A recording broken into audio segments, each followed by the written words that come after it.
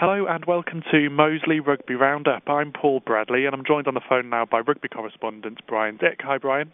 Hi there, Paul. Well, there's a number of things we're looking at today. We're obviously going to take a look back at that great win over Esher and look ahead to Munster and also the game against London Scottish coming up in the Christmas period. And lastly, we'll hear from Anthony Carter. But first of all, Brian, give us your thoughts on that win against Esher. Yeah, well, it was a really good job, well done.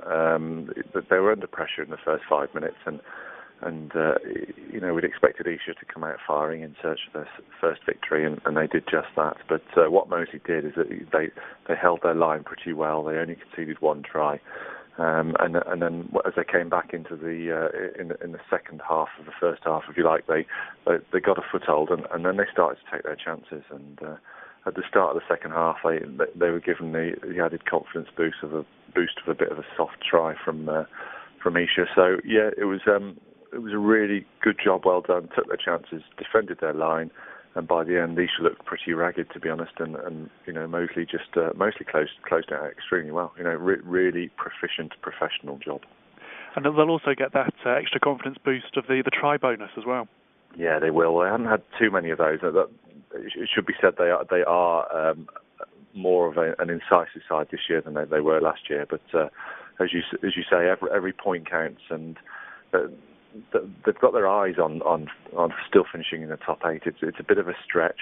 There is a gap there at the moment. But as they pick up these points, where there's points, there's hope, isn't there? Really, in this situation, and we'll probably go on to in a minute to discuss in more detail that situation. But yeah, the try bonus, 3 for the backs again. They're attacking extremely well, and you could only say that there's more try bonuses to come. Okay, well, we'll come on to closing the gap on Doncaster in a minute, but first of all, take a look ahead to the game against Munster in the British and Irish Cup. What sort of side are you expecting Munster to put out, and also how are Moseley going to use this game for the best benefit for them? Well, Munster, anyone that's coming to Bilsey Common hoping to see Paul O'Connell and Ronan O'Gara is going to be disappointed, unfortunately, that those guys will be playing for Munster against Scarlets in the Heineken Cup on the same day. So we're going to be looking at fringe Munster players. That said, they will all be virtually all be full-time players. They'll all be schooled in a Munster way, and they'll all be used to training around guys like O'Connell and O'Gara with the standards that they've set. So, yeah, it'll be a good, well-drilled side that will know what to do on the day. Moseley, I feel they're caught between two stools a little bit. You want to protect some of your key players, I would think, for the important London Scottish match on Boxing Day. However, what Kevin Maggs doesn't want to do is he doesn't want his team to go into that match cold. So yeah, it's a difficult balance. Do you risk certain players, and then they pick up an injury and can't play against London Scottish, or do you throw them in undercooked to having had a week off? Really difficult one. Kevin, I think, has decided to try and maintain some momentum. And there's no reason why Moseley can't beat Munster. And if they were to go into the London Scottish match on the back of 3 wins, as long as they hadn't picked up too many serious injuries, that it will have been considered to have been a good policy.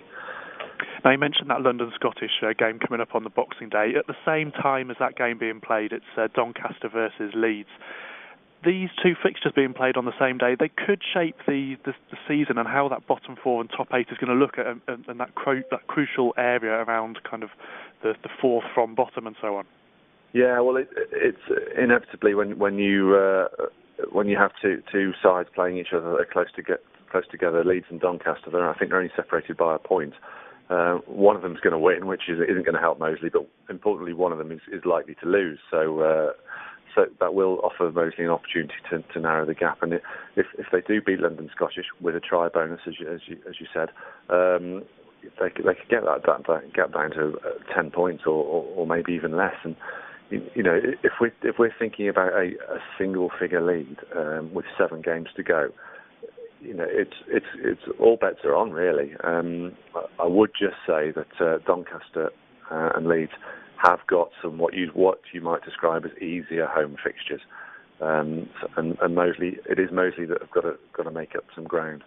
And looking at the Moseley away fixtures, they play a lot of the top sides away from home. So while the home games offer them a great opportunity, I think their away games are pretty difficult, and it is going to be quite difficult for them to eat into that gap and overhaul Doncaster or Leeds as well. So, but that's not to say, a few more wins in this part of the season will stand them in very good stead for whichever playoffs they're in. So winning is never a bad thing. OK, Brian, well, thanks for your insights today, and thank you for listening. We'll leave you today with some thoughts from Anthony Carter. Scrappy in parts, but as far as attitude and belief, we came here, did the job, and we can't ask for more than that. The forwards were outstanding, kept the ball for long periods of time, and we said against a dangerous Isha side we had to control the tempo from doing our homework, and I thought we did that, and that's why we got the 5 points. Isha refs, we're fighting for our lives literally, and we've come out on top today, and we've got to keep coming out on top to try and get out of this hole we're in. Last 2 games, I think, as far as attitude, that's got us through, and the boys are working hard in the week, which not a lot of people will see, and it's transferring into the games.